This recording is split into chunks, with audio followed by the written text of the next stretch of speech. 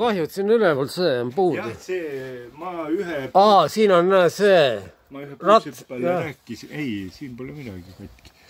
Ühe puutse peal see on, näe, see. Ta ütles, see teha. No näed, kui peenike ta on ju.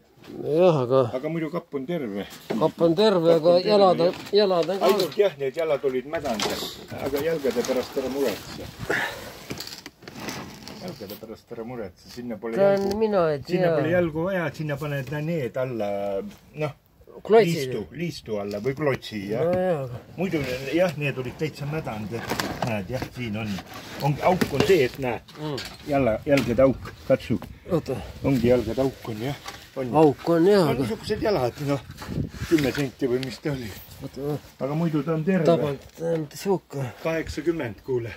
80 eurot. Jah, võtsin 20 alla, 100 tahtsin. No vaata, ma panen interneti üle, kas järsku 80 eurot keegi võtab järsku. No jah. Siit saab siukse hinnaga. No ta on puit ju. Jah, seest, jah. Ja ta on ülejäänud on terve, olgu jalad. Jalgade pärast ma üldse muretse.